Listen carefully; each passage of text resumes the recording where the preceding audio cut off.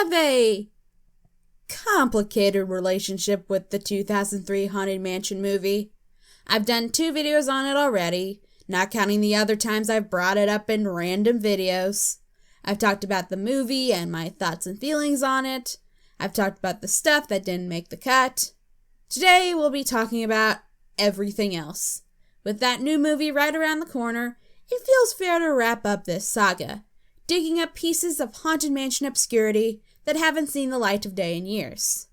There's a lot to go through, so we're gonna jump in and get started. Let's begin with the most accessible, the DVD. Disney's The Haunted Mansion. You can turn out the lights and stay up late with the DVD built just for you. All right, we're in business. Dark spirits come forth. Don't you make no dark spirits come out while I'm sitting. Wait till I leave. Disney's The Haunted Mansion, now on Disney DVD and video. Rated PG. The 2000s were the golden age of DVDs. The bonus features on the disc could sometimes be even more interesting than the actual movie. And the Haunted Mansion's DVD is packed with a lot of bonus content. There are 2 commentaries, one from director Rob Minkoff and costume designer Mona May, and another from producer Don Hahn, screenwriter Dave Barenbaum, and special effects supervisor Jay Red, both of which are really interesting listens. You get 2 really good making-of featurettes that show off the behind-the-scenes, including one focused on the graveyard scene. Seeing all of the moving parts that went into just one scene is fascinating. If you're at all interested in filmmaking, I highly recommend seeking these out, regardless of your feelings on the film itself. In addition to that, there's an interactive game where you can tour the manor yourself. Emma and Ezra, the maid and butler from the film, are your guides, and they give commentary while you journey through the rooms. I think this was just an excuse to show off John Mayer's incredible production design. As good of an excuse as any, really. Granted, the footage is overlaid with shoddy ghost effects and random bits of CGI. I guess since this is just a little DVD game, they didn't feel the need to use the same high-quality effects of the film. Go away. I think we should listen to him. That's not even all of it. If you put the disc into a computer, there are even more bonus features. The DVD ROM content was run on a software called Interactual Player, which sadly doesn't really work on modern PCs. Luckily, I found some of it through other means. There was an image gallery with lots of pictures from the set of the film.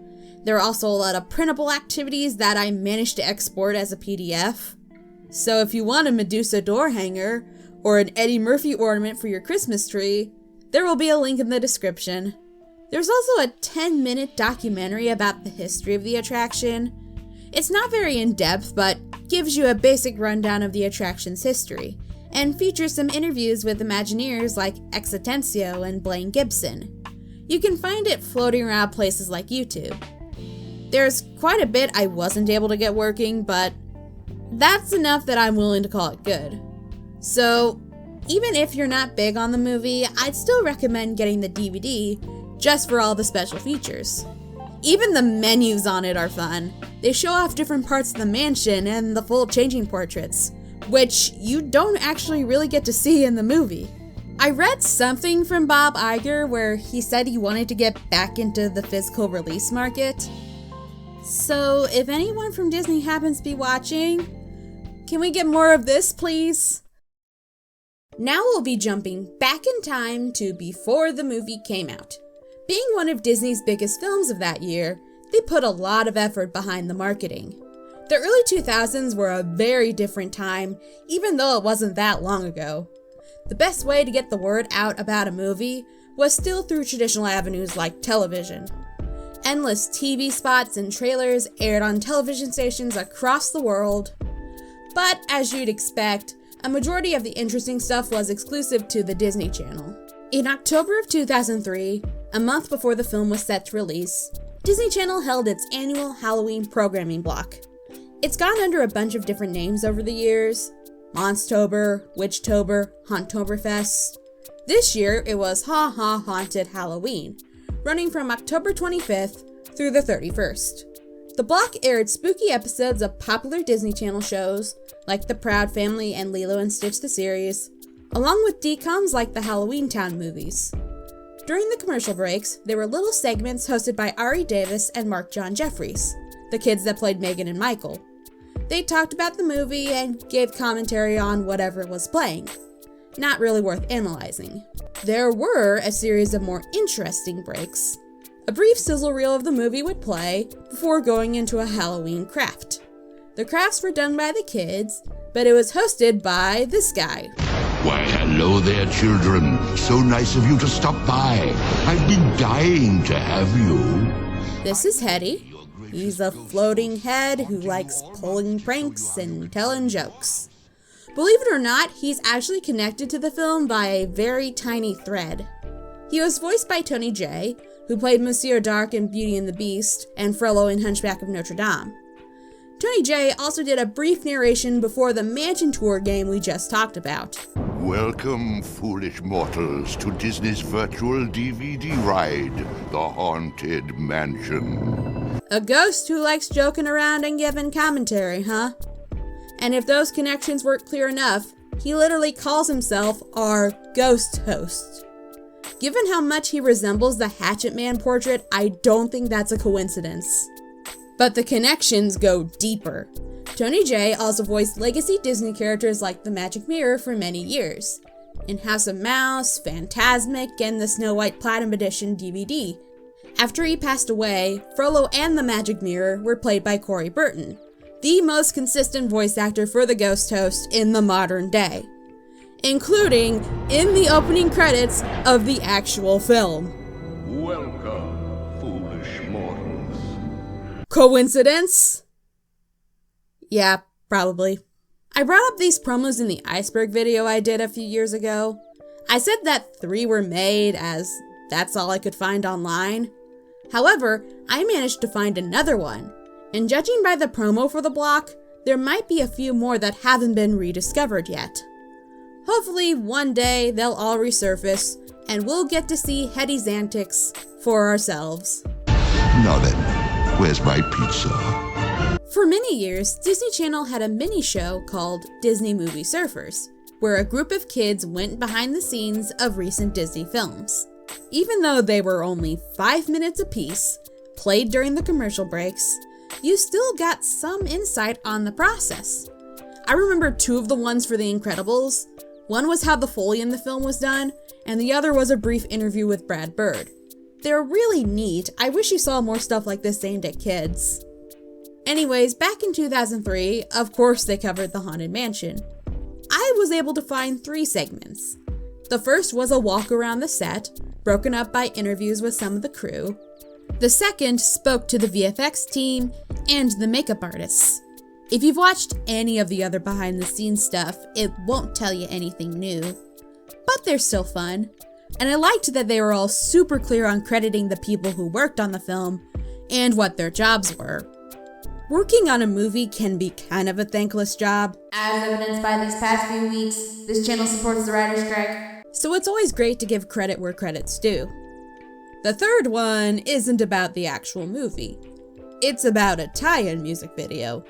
Because that was a thing at the time, you had to be there. That's So Raven and Cheetah Girls star Raven-Symoné recorded a cover of the song Superstition to tie into the film's release. And a music video was shot on the film set. The promo talks to Raven about how the song was recorded and some of the process behind the music video shoot. Everybody always wants to know who directs a video. Who's your director? My director's my dad. Your dad? Christopher B. Pearman, yes. And he lets me slide because I'm his daughter just playing. As for the actual video, there isn't a ton to say about it. It's mostly just Raven and her friends dancing around the set, intercut with clips from the film. It's a decent cover though. Superstition's a hard song to fuck up, and they pretty much keep it as is. It also isn't the only music video tie-in to the movie, but we'll get to that. The song was also released on the Haunted Mansion Haunted Hits CD, and this seems like as good of a time as any to segue into that. Back in the day when people bought CDs, it was common to see releases that tied into upcoming films. Not songs from the movie, but inspired by them. God, there were so many and they littered record stores for years. The songs on the record mostly consist of covers. I'm not gonna do a play-by-play of the track list, so here are some highlights. Morris Day does a pretty good rendition of Somebody's Watching Me, arguably better than the original. One of my favorites was a song called Things Go Bump in the Night by Jack. You've got the Jackson 5 doing the Boogeyman, and Dead Man's Party by Oingo Boingo. And since this is a Haunted Mansion CD, a couple versions of Grim Grinning Ghosts make it on here. One by the Canadian band Bare Naked Ladies. It's been... Yeah, those guys. And another by the Dapper Dans. One of the only tracks that's actually in the film. Arguably the biggest selling point of the album is the penultimate track, an excerpt from Mark Mancini's score from the film. It's probably the most universally praised aspect of it. Even its biggest haters can't help but love it. Yet for so many years, this was the only bit of it that was released publicly for the longest time. I guess whoever was in charge didn't think people were interested in hearing the backing tracks. Thankfully, that's since been corrected. In 2016, the full score was released by Entrada, a label dedicated to releasing film scores. While physical copies are hard to come by, it's easily available on places like iTunes and Spotify, making the music more accessible now than ever. Overall, the Haunted Mansion Haunted Hits exists. It doesn't really add anything to the film. There aren't even any liner notes that tell you how they came up with the CD and chose the songs. Maybe if you were looking for something you can pop on during a Halloween party, it'd be worth the trouble, especially since most of these covers aren't on streaming. But overall, your life isn't gonna be dramatically altered when you hear an R&B cover of the Monster Mash. He did the Monster Mash. The Monster Mash. Yeah, I think that one speaks for itself. The CD is actually a good way to get into the really important stuff. Merchandising, where the real money from the movie is made. Because if there's one thing Disney knows how to do well, it's merchandising the crap out of their films. Except, not really, because there isn't a ton of Haunted Mansion movie merch out there. But there are a few things. Picture this. You're a middle-class American kid in 2003. It's a weekend night and you're hungry for dinner. Since it's a weekend, your parents might not feel like cooking. Instead, they tell you to get in the car so they can go get fast food. And chances are, it's gonna be from McDonald's. Since you're a kid, you'll get a Happy Meal. What was the best part? It wasn't the chicken nuggets or the fries. It was the toy. Every kid loved looking through their bag and finding out which toy they got. And because McDonald's is so widespread, Happy Meal toys are a great avenue to market films and TV shows. Pretty much every major family movie at the time got a Happy Meal tie-in, and The Haunted Mansion was one of them. Moving to a new house is giving me the chills. Trying to scare my brother's gonna be a thrill. What was that? I got a fright, but it won't scare away my appetite. Now you can get one of 6 scary toys based on Disney's new movie, The Haunted Mansion. Real looks like a ghost took off with my Happy Meal. I'm loving it. 6 toys were released in the series, and guess who hunted them all down on eBay? They all have a number on them, so we're just gonna do it in that order. Toy number 1 is Ramsley's trunk. It's the one in the attic that they need a key for when they found Elizabeth's letter. How it works is that you crank up a little dial on the bottom. Then when you open it up, a hand comes out and scares you while the box shakes. I think they intended you to wind it up and then give it to a friend to prank them. However, I wound it up too far and now it won't really shake anymore. Oops. Toy number 2 is a zombie surprise toy. You pull back the top of the coffin, and a zombie jumps out and gets you. Pretty simple. It's funny how they made a toy based on such a scary scene. I'm sure there got some complaints about that back in the day. Toy number 3 is Madame Leota. And first of all, the attention to detail on this figure is amazing. You can set her crystal ball on a stand, and it looks just like the prop used in the actual film. Problem is, she doesn't really stick to it. She just kind of floats on top of it. But hey, maybe that's what they were going for. In normal lighting, she looks kind of weird, but on the back of her ball, she's got a little switch. If you turn it on and turn off all the lights, she looks like she's glowing. And if you move her around, she looks like she's always looking at you. That's a really cool illusion, and actually, it's the same way the moving busts work in the attraction. The effect doesn't work quite as well 20 years later, but I guess that's something I can forgive. Speaking of busts, toy number 4 is one of the singing busts. How it's supposed to work is that you press a button on his chest and he sings. Mine does not work. Not surprising, the batteries in there are 20 years old. But if nothing else, it's a nice little figure and really accurate to one of the busts from the film. This seems to be the most highly sought after toy in the collection, probably because this is one of the only ones that resembles something from the attraction. Toy number 5 is Master Gracie's camera. I have no memory of this appearing in the film, but here it is anyway. It's like a viewfinder where you press a button and an image shows up. You're supposed to point the lens at a light source, and when you hit a button, you see Master Gracie's face. I am also lamenting the fact that none of these toys have anything to do with Elizabeth. I collect Haunted Mansion bride stuff, and I'd love to have something with her in it, but alas, I do not. Toy number 6 is the Mortifying Mirror. It's a mirror that has a little switch on the back. When you flip it on, a light comes up and Ezra's supposed to show up and scare you. And by Ezra, I am referring to the hitchhiking ghost, and not Wallace Shawn's character. Funny how that's such an iconic part of the ride that didn't really make it into the film, but here it is. I couldn't get this one to work either. And I didn't buy these used. These were all new in the bags when they came in. But again, the batteries in these things are 20 years old. I can't really complain if they don't work properly all these years later. For simple McDonald's toys, some of these are actually unique. They're not super macabre or grisly, but some of them are darker than what you'd expect from Happy Meals. It should be noted that the meals themselves were served in simple paper bags, as opposed to the iconic red box. It's just a picture of the poster with a little I Spy game in it. Overall, I like these toys. If nothing else, they're just nice little additions to my Haunted Mansion collection. There's also this thing, Disney's Build Your Own Haunted Mansion. It's a paper model of the manor from the film that you can build. I collect Haunted Mansion books, and every time I search for them on eBay, this one always popped up. So when I started working on this video, I caved and bought it. It has a poem basically introducing you to this manor and its residents. You end up there one night, realize the place is haunted, and have to find a way out. It's basically the ride. You even escape through the attic. The kit comes with a bunch of plastic screws and bolts for you to put the mansion together with. You also get a little wrench, but honestly, it's easier to just use your hands to screw everything in place.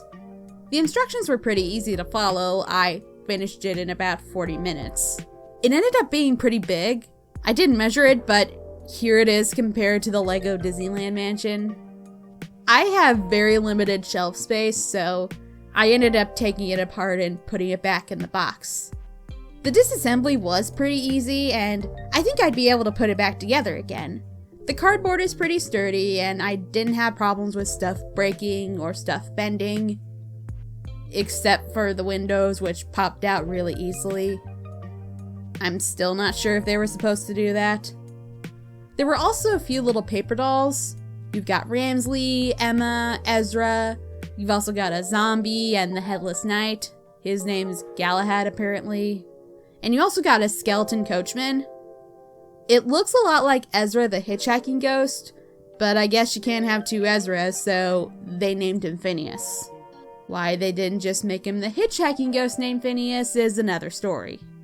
At first they stood pretty well on their own, but now that I've got them sitting on a shelf, it is really easy to knock them over. Overall, the Build Your Own Haunted Mansion book was a fun distraction. If you're into model kits and see one of these on eBay, I'd give it a look. I found a few other things. There's this Trick or Treat bag. It's got the movie poster on one side and a Brother Bear poster on the other. I'm guessing this was from Not So Scary that year. There's this pin that opens up to show Madame Leota. Here's another pin that I think is supposed to be for the attraction, but that is quite clearly Jennifer Tilly. Here's a popcorn bucket from a theater Disney owns. It's also got a Brother Bear poster on it. I have a program from Japan that has a catalog of other merch like coin purses and compact mirrors. However, I've never seen them on eBay or Mercari or anything. There were also these trading cards and magazines that you could tear out and share with friends. And that's kind of it. I couldn't find like a Jim Evers action figure or a Master Gracie pin or any kind of mansion playset, which boggles the mind. Around the same time, they were making playsets of the attraction. Why they did that but didn't do anything with the movie doesn't make any sense. And do you know how many girls would have killed to have an Elizabeth doll? Disney, it's the movie's 20th anniversary right now. There's still time. You can make this happen. As of writing, I haven't seen what any of the merch for the new movie looks like yet. Hopefully it's better than this. I want a Danny DeVito action figure, damn it! In a previous video, we talked about the novelization of the film.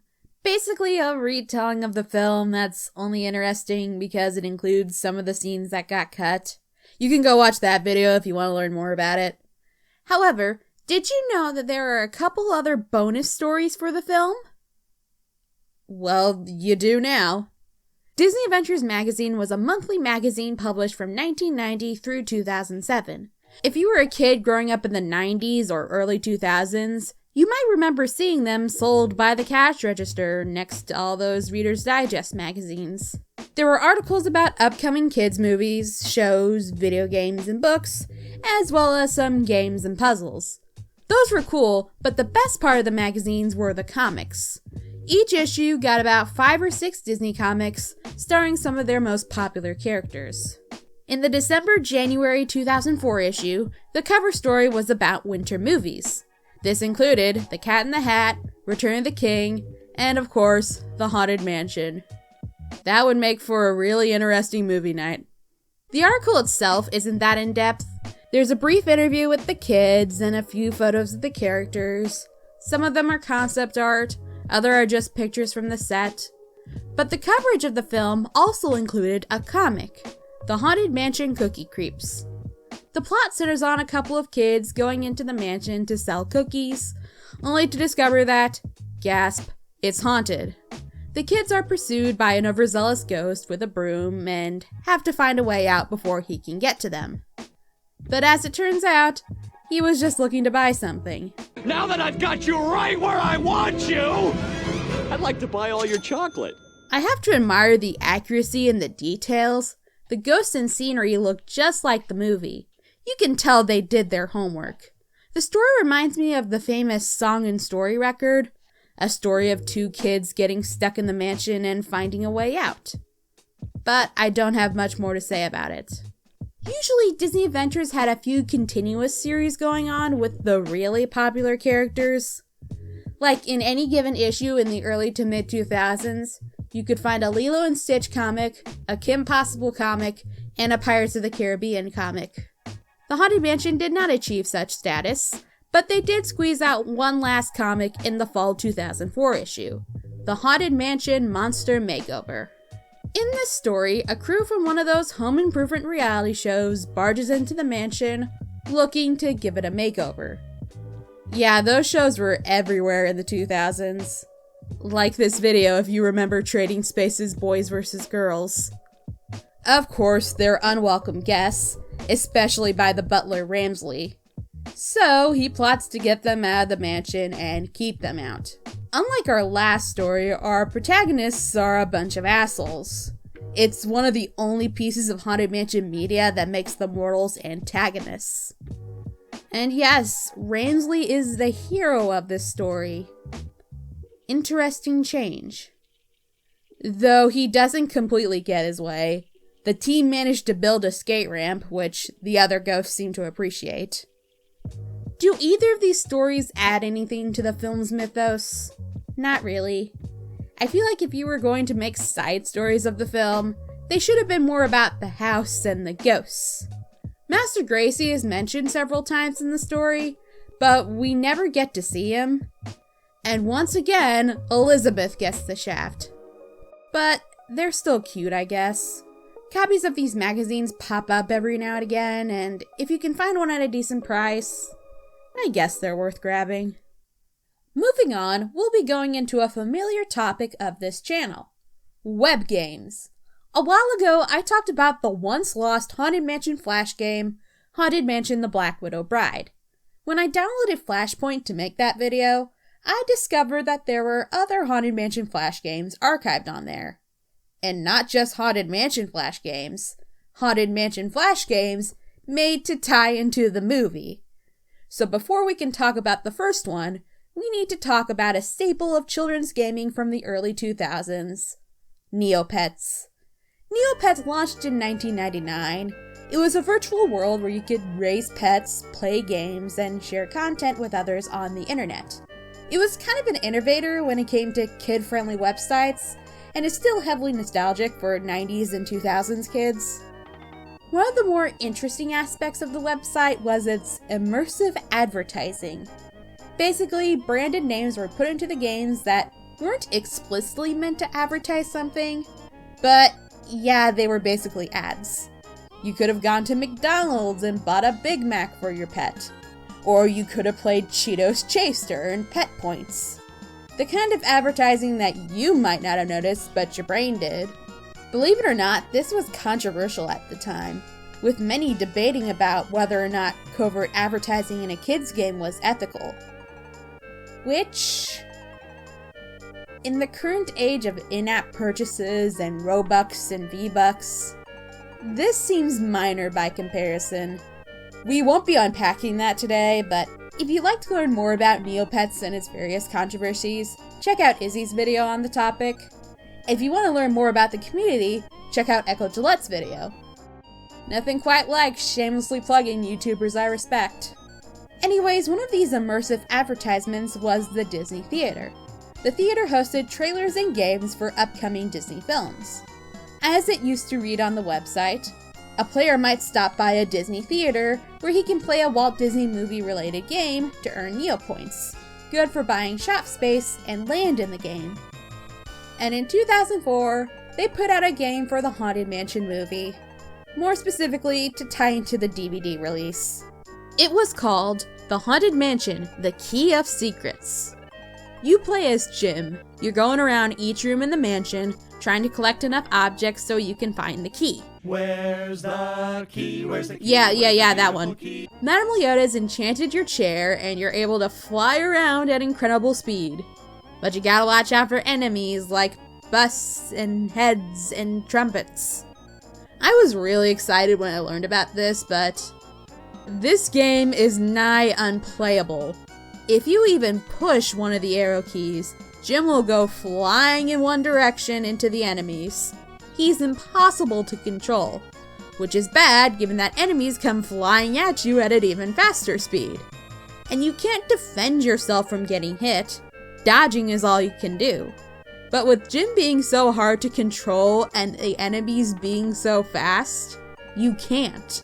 You just have to pray that post-hit invincibility is on your side, and you can get out of there before taking more damage. The enemies have no discernible pattern. Sometimes they stay where they are, sometimes they come flying at you. It's completely random. The objects are placed randomly too. Even if you manage to dodge the enemies, you might not even get the object you need to progress. Given the gameplay forces you to take damage, you might think that they give you a lot of lives at least. Nope, you're given 2. If you don't know what you're doing, or if luck just isn't on your side, you can lose a life in the first few seconds. Luckily, your health regenerates with every level, but your lives don't. So if you lose a life on the first level, it's going to be incredibly difficult for you to pass the second. This is a game for kindergartners. Why do they make the controls and enemy AI so finicky? What were they thinking? I swear, I tried playing this game a bunch of times and I can never get past level 3. Maybe there's something I'm missing, maybe I'm just an idiot. If that's the case, I want someone out there to prove it. If you can beat this stupid game, please let me know. Record the gameplay, send me screenshots. I gotta know. We're just gonna move on to one of the more interesting web games, one hosted on the Disney website itself. As far as I've been able to tell, this was the main website made to promote the film. And it isn't just a simple page with the plot of the movie, some trailers, and maybe a little game. It's a fully interactive tour of the mansion from the film.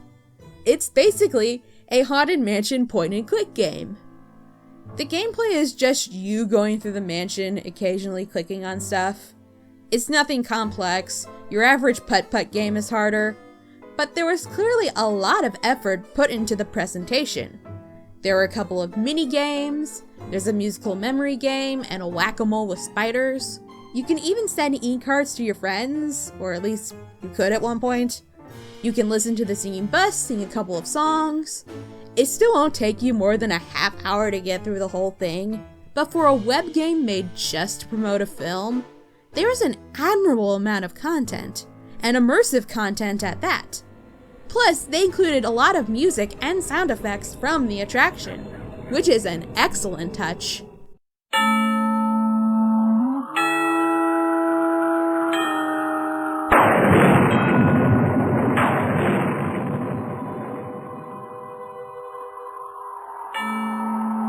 Hello?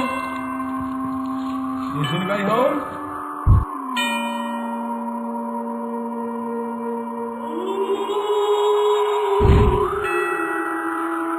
If you've watched any of my previous Haunted Mansion movie videos, or hell if you've been paying attention to this video, you'll know that one of my biggest criticisms of the film was that there wasn't enough Elizabeth. How she barely shows up in what's supposed to be her story. Well, this web game actually includes her quite a bit. The whole game is set up around her mystery, and she actually shows up as a physical ghost a couple of times. I love that, and I wish we could have seen more of this in the film. The only downside is that I couldn't get everything to work. When you're going down the portrait hallway, you have the option to click on them. I'm sure they once did something, but the archived version on Flashpoint will load them. Also, at the end of the game, it tells you that you've earned Haunted Mansion tokens, but when I tried to plug the link into the Wayback Machine, I couldn't get any of them to load. So if anyone out there knows how to get this stuff working again, there that is. However, the crown jewel of the website, so to speak, is the library. One of the clickable objects is a book. When you click on it, there's a short story there for you to read, titled The Legend of Gracie Manor. This was written by the filmmakers as kind of a backstory to the film. Even if much of it isn't alluded in the actual movie, the story is the best preserved part of the website, as it was also shared on doombuggies.com, which you can still go onto and read to this day. In the 1800s, a ship captain named Ambrose Gracie came to New Orleans to sell fine goods. He eventually set up in a home there, built by a cemetery. The manor was built with lots of secret passageways, leading both into the house and into a mausoleum in the cemetery. He eventually married Juliette Desmoulins, a French woman who fled her home country during the Revolution, and had one son, George Gracie. George was well educated and ambitious, wanting to be rich. While he was in England during college, he met a young man named Ramsley, who was about to be jailed for a crime he didn't commit. Instead, George brought him back home and the two became lifelong friends. After Ambrose's death, George took over the family business, making their shipping company one of the largest in the South. He'd eventually fall in love and marry a woman named Abigail.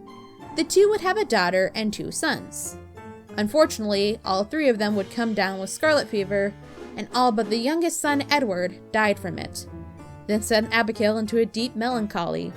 Helping to bring her children back, she became obsessed with the occult, and her room in the manor was changed so she could perform seances with a medium named Leota. It was no use though, and Abigail died young. From there, George worked hard to amass a larger fortune, seeing to it that there would be enough for Edward to be financially stable for the rest of his life. He kept his son isolated and all of his education was overseen by Ramsley. George had confided his ambitions to him, and he swore that they would be upheld no matter the cost.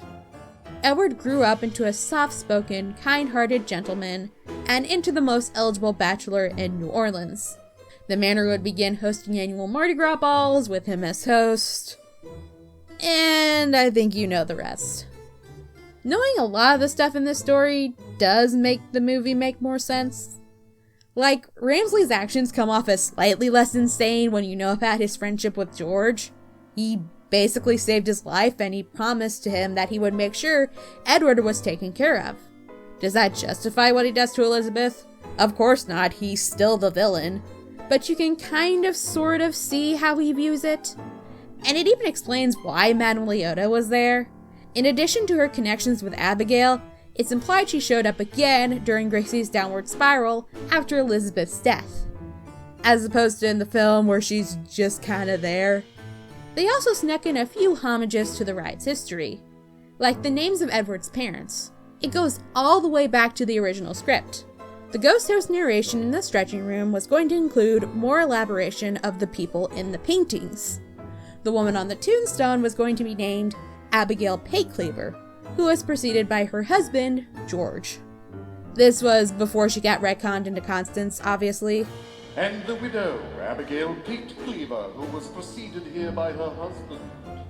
He never quite got used to her split personality. And the text mentioned that Ambrose could transport stuff across the seas because he had connections with pirates like Jean Lafitte. Those are deep cuts that your average fan probably doesn't know about, especially at the time. Say what you will about the film itself, but you can tell the people working on it really loved the attraction. Notably absent, again, is anything about Elizabeth. She's only ever alluded to. Because Edward was so isolated, his only friends were the children of the house staff. Elizabeth was the daughter of the mansion's caretaker, so she was one of them. Ramsley didn't approve of it because, well, he's a classist and possibly racist asshole, but let it slide since there were no other kids for miles. And Ramsley insisted on him finding an eligible wife, but of course, he only had eyes for her. I think they kept Elizabeth out of this because of how it was presented in the game. You were following the ghost ball to solve the mystery, which led you to meeting her in the attic. You can also see her name written on one of the pages, and probably as a hook for the movie. If you want to learn more about her, you'll have to go see it yourself. Except all of the backstory about her got cut, but I've ranted enough about that already. Unlike that, most of the stuff in this story isn't that essential. Your perception of the film isn't going to change when you learn that Edward's great-grandfather was BFFs with a pirate who is going to have a Disney attraction themed after him. It's fun, but not really vital. Now we're gonna move on to the final section. Random shit that I don't have a lot to say about and didn't know where to put, but they exist, so we're gonna talk about them anyway. You all know how the movie ends, right? The Evers get the deed to the mansion. They leave on their vacation, taking Leota and the singing bus with them. As they drive on the CGI highway into the sunset, the movie cuts to black, the credits roll, and then this happens. She said, is you or is you ain't? Is you or is you ain't? Is you. This is the song Is You by the rapper Nelly. It's the song off his LP, The Dirty Versions. It samples the People's Court theme song, and it has literally nothing to do with anything. I have no idea why it's here, other than, hey, Nelly's one of the biggest rappers at the moment, so let's put one of his songs on the soundtrack. But not only does the song play in the movie, they made a music video to tie into it.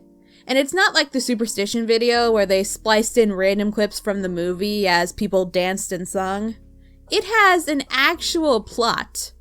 Nelly's dead uncle left him an old manor, and he and his friends find out that it's haunted. There are a few references to the film, like the manor is the one from the movie, and Nelly raps inside of a crystal ball. There's also a bit where he has to battle his evil alter ego, and once he defeats him, all the ghosts move into heaven like they do in the movie. Aside from that, it's pretty much a standalone thing. The rooms don't even resemble the ones from the movie. The tie-in stuff must have happened pretty late in the game, given how shoehorned it all seems. The video doesn't mention the movie, and it didn't even show up on the Haunted Hits CD. Honestly, if it were me, I'd have just paid Nelly to write a new song, have the lyrics be vaguely about the movie, sample grim grinning ghosts, and film your tie-in video on the set. Not like it's totally unprecedented. Well, you know it is a thrill when you go downhill, 'cause you're riding on the mountain of your own free will. Was I just looking for an excuse to play that clip? Maybe, but it made more sense than just throwing a pre-existing song on the credits and calling it a day. Whatever, I'm not mad at this. I'm more just kind of amused that it exists. One of the more interesting promotional stunts was a cross-country mall tour. In the months around the premiere, the Haunted Mansion 3D Ghost Vision Tour visited 8 malls across the United States. It included replicas of some of the film sets, as well as props and costumes, 3D displays, and other fun stuff. The events were completely free, and guests could get stuff like stickers and posters to commemorate their visit. Elsewhere, the El Capitan Theater and Disney's Hollywood Studios both house film sets that could be explored and viewed. All those big elaborate attractions, and they couldn't be bothered to make a single toy.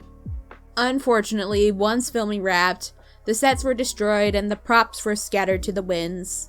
It's hard to keep track of what's still around, but some of the remnants have shown up over the years. A crypt from the graveyard was put on display at the Backlot Tour at Hollywood Studios. Rick Baker kept a few of his zombie costumes, and some of them were auctioned off a few years ago. My guess is that they ended up in a private collection somewhere. I like some of the weird, obscure stuff, like some of the old animatronic stuff from Greystoke, or some of the background zombies from Haunted Mansion. The Walt Disney Archives has quite a few props in its collection. They have the portrait of Elizabeth, the music box, Madame Leota's crystal ball, and a few of the costumes. Ramsley's costume was recently on display at the Disney Heroes and Villains exhibit, and it shows up in the companion book as well. There's probably more stuff out there, so it's nice to know that some of what's on screen still exists. Something I've kind of noticed about the film's promotion is that a lot of the emphasis is on the production. A little promo was put onto a PS2 demo disc of all places, and it doesn't really talk about the story or characters. It's just kind of showing off who's working on it. Part of putting a movie together is putting together a great team of designers and artists and filmmakers to make that film. The more cynical view might say it's because the story and characters aren't much to write home about, and the production is the best part. But that emphasis is reflected in some of the merch, because the other tie-in books are nonfiction. One is The Art of the Haunted Mansion, which is a pretty standard art of book. It includes concept art, character designs, and all that good stuff. The pictures are gorgeous and incredibly high quality. My only complaint is that I wish there was more details. A lot of art of books will include snippets from designers where they talk about their process developing an aspect of the film. The book doesn't really include that, it's just pictures. But it's still a really beautiful book and well worth tracking down a copy. The other is, of course, The Haunted Mansion from the Magic Kingdom to the Movies by Jason Sorrell. This isn't just about the movie, it's about the entire Haunted Mansion phenomenon. It retells the entire history, from Ken Anderson's stories to the making of the film and everything in between. This was the first Haunted Mansion thing I ever had, and what really sparked my interest in the attraction.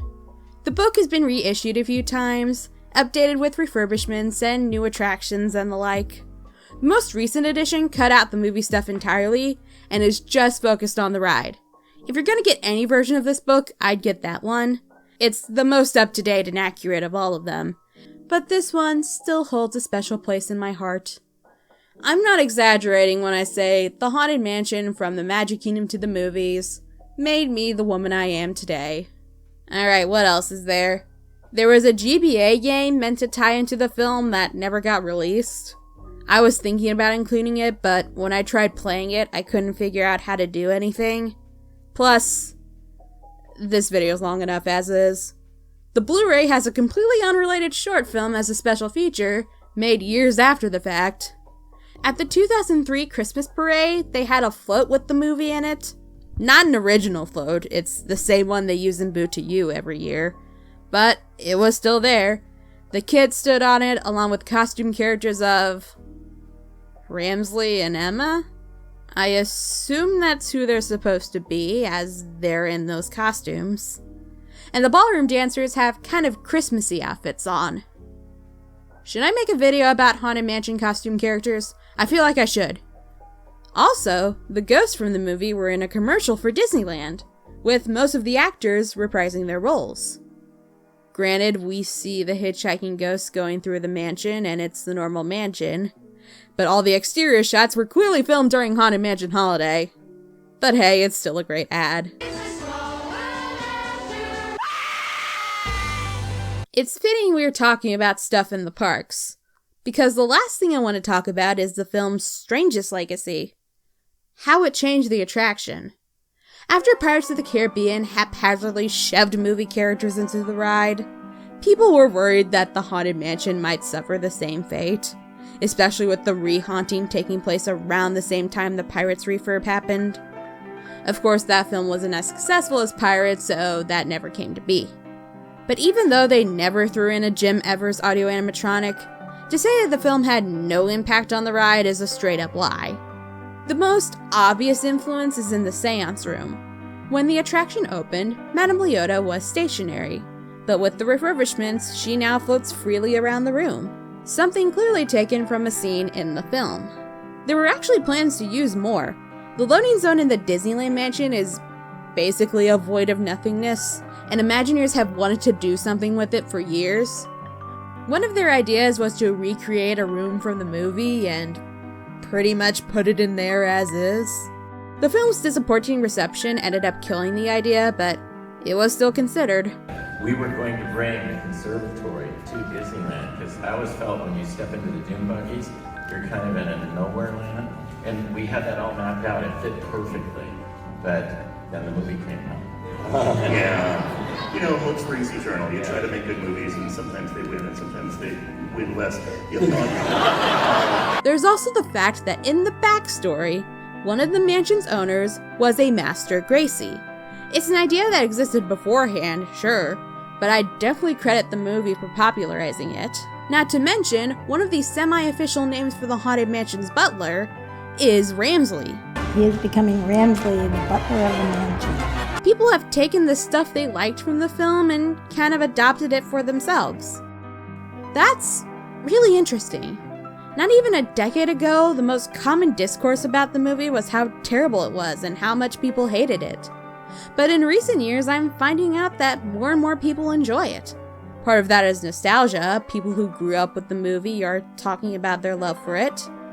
But even putting that aside, now that we're getting past the age of the angry critic who nitpicks everything, we're finally able to talk about all the good things in the movie. Even with this new one coming out, we're still seeing the original being praised. Justin Simien, who's directing the 2023 movie, has talked about how his version compares to the 2003 movie. He's been upfront, there were aspects of it he didn't care for, and it helped him learn what not to do. But he isn't totally down on it either. In his own words, it's a movie of its time, and it's also a movie that, frankly, a lot of people grew up with and love hardcore. In theaters, I was a little too old for it, but what I appreciated was Rob Minkoff. He's a genius, and I appreciated the elevation that they were going for. They had this beautiful book of all the production design, and I spent a lot of time walking through what their intentions were. I think a lot of that was interesting, but I also didn't want to repeat any of it. That's kind of my take on it too. The 2003 Haunted Mansion movie wasn't a cheap cash grab. It was a passion project for pretty much everyone involved. You watch any behind-the-scenes clips or read any interviews from the cast and crew, and it's clear how excited they were to be there. That effort comes through in the final film, and it's worth celebrating. You're still free to criticize it, Lord knows I have, but was it the blight against cinema or the insult to the source material that fans made it out to be for so many years? No, not even close. So even though I've given this movie a lot of shit over the years, and probably still will after I post this video, I can't find it in me to hate it. There's too many amazing things in it for me to do that. So as we're nearing the end of this saga, closing off this chapter of Haunted Mansion history, I guess one thing I want to leave you with is this. Even if you're not a fan of a piece of media, it might still be worth digging into. I'm not saying you need to pore over it as deeply as I have, nor am I saying you need to do this with everything you dislike. I'll be the first to tell you if you don't like something, keep on scrolling and leave it behind. But sometimes, going a little deeper can give you a different appreciation for it. And maybe it'll help others appreciate it too. And that concludes the video. That was really long. This took a lot longer than usual. I mean, you can look down and see what the timestamp is. I don't know what it's gonna be by the end of this. So yeah, this took longer than usual. Thank you guys for being patient. So now we're gonna pass the question off to you. What do you make of any of this? What's your opinion on this? Was any of this familiar to you? Was there anything I missed? I felt like I was trying to get it pretty thorough and kind of leave no stone unturned, but a couple of things might have passed me by, so let me know about all that in the comments. And one last thing, in case you haven't heard, both the Writers Guild and SAG-AFTRA are on strike. Writers Guild has been on strike for a while, SAG-AFTRA just got on strike a couple weeks ago. In light of that, I want to make it clear that without these hardworking writers and actors, along with directors, cinematographers, makeup artists, costume designers, set designers, composers, producers, and everyone else involved, movies like The Haunted Mansion could not exist. Which is why I think it's important to show solidarity with them and support their cause. If you have the means, please consider helping out with the link below. But that's all the time I've got for today. Thank you so much for watching as always, and I will talk to you guys soon. Take care.